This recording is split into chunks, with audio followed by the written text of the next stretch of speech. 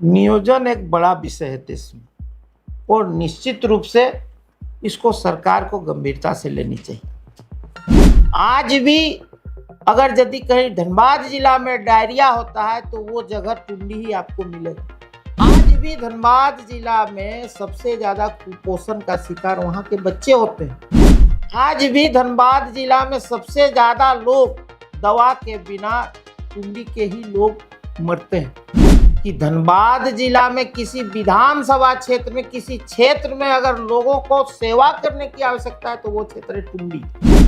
और टुंडी जैसे क्षेत्रों में 15 साल तक विधायक रहने के बावजूद भी सदन में कभी आप उसको बोलते हुए नहीं देखे होंगे। कल एक वीडियो सामने आया जिसमें आरोप लगाए हैं जो आपके विपक्ष दल का प्रत्याशी है मथुरा प्रसाद महतो कि जो चंद्र प्रकाश चौधरी है वो गायब हो जाते हैं चुनाव जीतने के बाद। अगर आपको कोई पद मिलता है फिर या फिर विधानसभा का आप तैयारी करते हैं, विधायक अगर बन जाते हैं तो कैसे इस मुद्दा को हल कर पाइएगा? अगर जनता जनार्दन के आशीर्वाद से कभी विधायक बनने का अवसर मिला तो मैं आपको बता दूं कि जिस विधानसभा क्षेत्र से मैं बिलोंग करूंगा वो विधानसभा झारखंड के 81 विधानसभा में 1 नंबर का विधानसभा हो।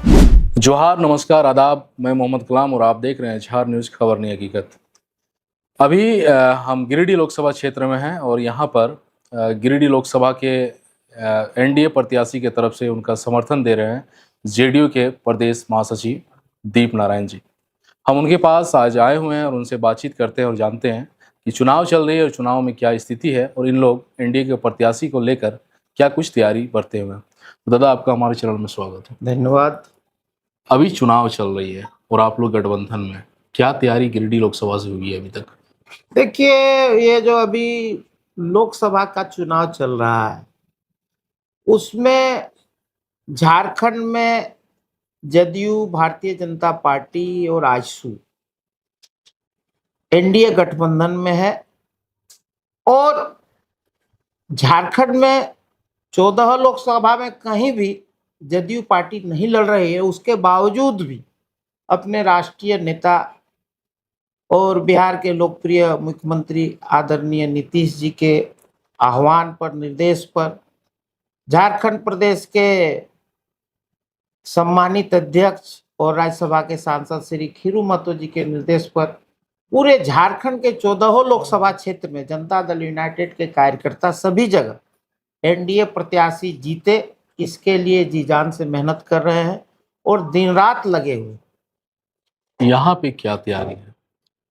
देखिए, यहाँ चूंकि मैं आपको बताऊं कि हम लोगों का जो पार्टी के स्तर से पूर्व में, चुनाव के पूर्व, हम लोगों का यहाँ इस सीट पर लड़ने का जो है सो एक तरह से मन बना था जदयू की तरफ से और उसमें हमको कहा गया था कि आप लोकसभा का तैयारी गिरिडीह लोकसभा क्षेत्र से आप करिए और इस निमित्त लगभग हम लोग पिछले 2 वर्ष से हम लोग अपना जो जदयू का संगठन है उसको किस प्रकार से पंचायत स्तर पर, बूथ स्तर पर, गांव स्तर पर मजबूत करें उस पर लगे हुए थे। तो आज पूरे आप कह सकते हैं कि गिरिडीह लोकसभा में 6 विधानसभा में आपका जदयू एक प्रभावशाली एनडीए का घटक दल के रूप में है और हम लोग लगातार अभी पंचायत प्रभारी, सह प्रभारी लोगों के साथ बैठक करके और बूथ स्तर पर गांव में एक एक वोटर से किस प्रकार से हम लोग मिल के एनडीए प्रत्याशी गिरिडीह के जो श्री चंद्र प्रकाश चौधरी जी है उसको कैसे ज्यादा अंतर से हम लोग विजय श्री का माला पहनाए, इस पर दिन रात हम लोगों की कार्यकर्ता लगी। कल एक वीडियो सामने आया है जिसमें आरोप लगाए हैं जो आपके विपक्ष दल का प्रत्याशी है मथुरा प्रसाद महतो कि जो चंद्र प्रकाश चौधरी है वो गायब हो जाते हैं चुनाव जीतने के बाद। देखिए, मथुरा प्रसाद महतो जी को अगर यदि आप कहिएगा तो उसको तो किसी भी प्रत्याशी के ऊपर बोलने का अधिकार ही नहीं। मैं आपको बताऊं कि धनबाद जिला में किसी विधानसभा क्षेत्र में किसी क्षेत्र में अगर लोगों को सेवा करने की आवश्यकता है तो वो क्षेत्र है टुंडी। और टुंडी जैसे क्षेत्रों में 15 साल तक विधायक रहने के बावजूद भी सदन में कभी आप उसको बोलते हुए नहीं देखे होंगे। वहाँ लोगों का स्वास्थ्य का व्यवस्था देख लीजिए, वहाँ आप शिक्षा का व्यवस्था देख लीजिए, वहाँ रोजगार का व्यवस्था देख लीजिए, वहाँ बिजली पानी का व्यवस्था देख लीजिए। वहाँ आज भी धनबाद जिला में सबसे ज्यादा कुपोषण का शिकार वहाँ के बच्चे होते हैं। आज भी धनबाद जिला में सबसे ज्यादा लोग दवा के बिना टुंडी के ही लोग मरते हैं। आज भी अगर यदि कहीं धनबाद जिला में डायरिया होता है तो वो जगह टुंडी ही आपको मिलेगा। वैसे क्षेत्र का, वैसे जरूरतमंद क्षेत्र का 15 साल तक नेतृत्व करने के बावजूद भी मथुरा महतो जी ने कभी भी गांव, गरीब, मजदूर, किसान, जरूरतमंद लोगों के लिए कभी आप आवाज उठाते हुए उनको सदन में नहीं देखे होंगे।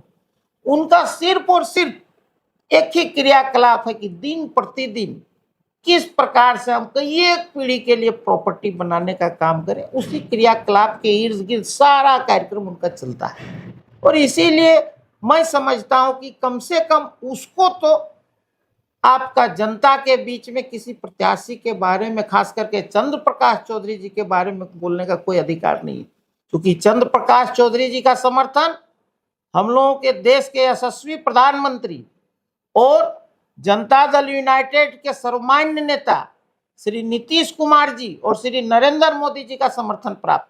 नीतीश कुमार जी पूरे देश में ऐसा नेता है कि जो जिन बातों को उन्होंने कहने का काम किया है वो अपने जीवन में अमल करने का काम किया। उनका परिवारवाद का जो विरोध है, भ्रष्टाचार का जो विरोध है, आज देख लीजिए लंबे समय तक राजनीति में रहने के बावजूद भी, चाहे केंद्र में अटल बिहारी वाजपेयी के नेतृत्व में जो सरकार चली उसमें केंद्रीय मंत्री के रूप में, या फिर बिहार के मुख्यमंत्री के रूप में, उनका देख लीजिए पूरा कार्यकाल, कहीं भी भ्रष्टाचार का एक भी आज तक उसका आरोप नहीं लगा है, न ही कहीं कोई परिवारवाद का आरोप लगा है। इसीलिए मथुरा जी को इसमें बोलने का कोई अधिकार नहीं। टुंडी विधायक के कमियों को लगातार गिना रहे हैं आप। 15 साल विधायक रहे, सांसद यहाँ बीजेपी से सांसद भी 15 साल रहे हैं और फिर आयसू का भी सांसद रहा है। क्या इसके बाद भी विकास वहाँ हुआ है कि वही समस्या चल रहा है? देखिए आपको हम जिम्मेवार आप बातों को पहले समझिए। कई एक स्तर होता है, नीचे के चीजों को ठीक करने की आवश्यकता है, जैसे स्वच्छ पेयजल हो, बिजली की अच्छी व्यवस्था हो, शिक्षा की अच्छी व्यवस्था हो, स्वास्थ्य की अच्छी व्यवस्था हो, रोजगार की अच्छी व्यवस्था हो, वो स्थानीय विधायक और स्थानीय जो सरकार है उसकी प्राथमिकता अधिक रहती। और इन्हीं कारणों से मैं जो आज मथुरा जी के बारे में जो कह रहा हूं, और वो चीज वो देखें, ऐसा नहीं कि वो पैराशूट से आके उन्होंने वो चीज अनुभव करने का काम किया, लेकिन नियत साफ नहीं रहने के चलते आज तक वहां के लोगों के लिए कुछ सांसद जी का जिम्मेवारी नहीं था क्या? नहीं, निश्चित रूप से सांसद जी का जो जिम्मेवारी की आप बात करते हैं, क्योंकि केंद्रीय योजनाएं जो है, आज आपको जानकारी होना चाहिए कि आज माननीय जो सांसद है श्री चंद्र प्रकाश चौधरी, जो एनडीए का प्रत्याशी है, उनके प्रयास से आज केंद्र में विस्थापन जो आयोग है उसका गठन होने का काम हुआ है। आज गिरिडीह लोकसभा क्षेत्र का, चाहे वो बागमारा का बात करिए, चाहे टुंडी क्षेत्र का जो कोयलांचल है, विस्थापन एक बहुत बड़ा मुद्दा है। आप देखिएगा किसानों की जमीन जबरदस्ती आउटसोर्सिंग कंपनियां काट ली है, बीसीसीएल कंपनी काट ली है, और लोग अपना नियोजन के लिए, अपना मुआवजा के लिए कागज लेके दर दर भटकने का काम कर रहे हैं। आज जो केंद्र सरकार ने, जो हम लोग के एनडीए प्रत्याशी श्री चंद्र प्रकाश चौधरी जी के जो प्रयास से जो विस्थापन आयोग का जो गठन हुआ है, निश्चित रूप से वैसे जो विस्थापित लोग हैं, जो परेशान है, जो केंद्र से संबंधित चीज है, उसमें निश्चित रूप से उसको अपना जो अधिकार है वो मिलने का काम होगा। और आने वाले समय में जो विस्थापन की जो समस्या है उसका 100% निदान होगा। विस्थापन को लेकर चंद्र प्रकाश चौधरी आए, इससे पहले झरिया पुनर्वास एक्ट बना था, उसमें क्या कुछ कमियां रही? देखिए आपको बता दे रहे हैं, चूंकि आप जरेडा जो कहिएगा, यही तो दुर्भाग्य है हम लोगों का। जो व्यक्ति का जमीन है, जिस किसान का जमीन है, जिस रैयत का जमीन है, उसको मुआवजा नहीं मिल रहा है, और जो उसमें अनाधिकृत रूप से रह रहा है उस व्यक्ति को जरेडा में सारा व्यवस्था दिया जा रहा है। जिम्मेवार कौन है इसके? पूर्व की सरकार, कांग्रेस की सरकार जिम्मेवार है, उसी के कार्यकाल में ये हुआ है। 10 साल मोदी जी की सरकार है, नहीं, 10 वो साल का जिम्मेवार नहीं है। 10 साल के पूर्व की ये बात है। 10 आप साल जानने का जरेडा का जो स्थापना हुआ है, ये 10 साल का पूर्व की बात है। ये आपको हम बता दे रहे हैं कि जो 2007-8 की बात है, बिल्कुल। आप उसको देखने का काम करिए, आप उसको देखने का काम करिए। तो इसीलिए ये जो हम लोगों का जो प्रत्याशी है, निरंतर अपना यहाँ क्षेत्र का कैसे विकास हो, कैसे यहाँ के लोगों का जो मूलभूत समस्या है, जो बड़ी समस्या है, जो केंद्र से आधारित है, उसमें निश्चित रूप से प्रयास करने का काम किए हैं और उसका समाधान करने का एक ठोस पहल और एक ठोस विकल्प तैयार करने का काम किया। टुंडी के कई सारी खामियां आपने गिनाई मथुरा प्रसाद को लेकर। माननीय जो प्रधानमंत्री नरेंद्र मोदी जी अभी रेलवे का एक पुल भी अगर निर्माण होता है तो उनका शिलान्यास करते हैं वीडियोग्राफी के माध्यम से, या फिर कैंटीन भी लगता है तो उनका शिलान्यास करते हैं। क्या ऐसा आवश्यकता नहीं कि टुंडी क्षेत्र में भी माननीय प्रधानमंत्री जी को करना निश्चित रूप चाहिए? से यही चीजों को तो समझना है, क्योंकि रेल जिस चीज की बात आप करते हैं, ये केंद्र से संबंधित है। रेल विभाग, वो केंद्र सरकार उसका मॉनिटरिंग करती है, तो निश्चित रूप से उसमें रेल में जो भी चीज होगा, सेल में जो भी चीज होगा, भेल में जो भी चीज होगा, उसमें सारा चीज उसमें केंद्र के जो लोग हैं उसका उसको क्रेडिट मिलेगा। इससे पहले इतना प्रधानमंत्री गुजरे हाँ। जो अपना कार्यकाल भी पूरा किए, इस तरह के कैंटीन का प्रधानमंत्री कभी शिलान्यास नहीं, नहीं देखिए किया था। कैंटीन से क्या दिक्कत है भाई? कैंटीन से अभी आपको जानकारी होना चाहिए कि अब पहली सरकार है जो स्वयं सहायता समूह बनी है, जो महिला लोगों का जो स्वयं सहायता समूह बनाने के पीछे उद्देश्य क्या था?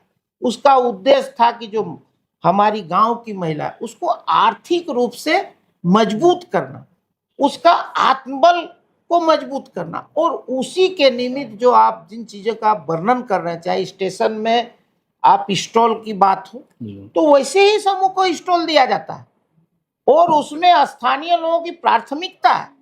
पहले होता था क्या कि जो स्टॉल होता था, कहीं का देश दुनिया का लोग, कोई कंपनी हुआ करता था और सारा स्टॉल एक ही कंपनी ले लेती थी और वो चलाता नहीं था, फिर वो किसी को जो है सो पेटी में दे देता था और पेटी के लोग अपना जान सिर्फ बचाता था। सारा जो लाभ है, ज्यादा से ज्यादा लाभांश कंपनी के हाथों में जाती थी।